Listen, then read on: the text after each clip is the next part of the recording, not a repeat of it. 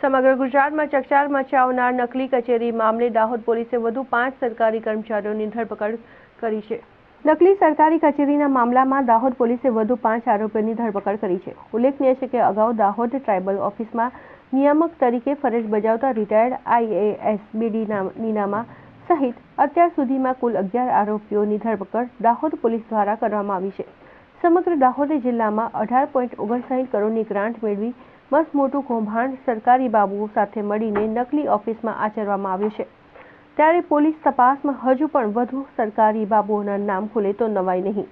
હાલ તો પોલીસે તાત્કાલિક ટ્રાઇબલ અધિકારી B D PA Mayur Parmar, tribal કચેરીના assistant project manager Pukhraj Roz, computer operator Pradeep Mori, મદદનીશ કમિશનર આદિજાતિ વિકાસ કચેરી દાહોદના Girish Patel, assistant project manager પ્રયોજના કચેરી લુણાવાડાના સતીશ પટેલની ધરપકડ કરી વધુ તપાસ હાથ ધરી છે।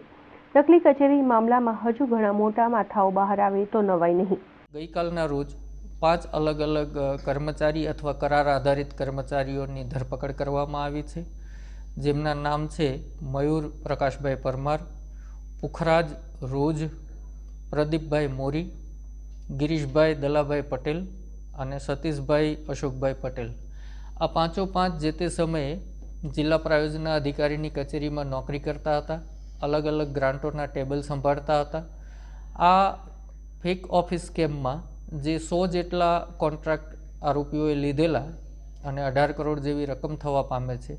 આ મોટા ભાગના કોન્ટ્રાક્ટની ફાઇલો આ લોકોના ટેબલથી ઓપરેટ કરવામાં આવતી હતી અથવા વેરીફાઈ કરવામાં આવતી હતી અને એમાં નોટિંગ કરીને મોકલવામાં આવતું હતું।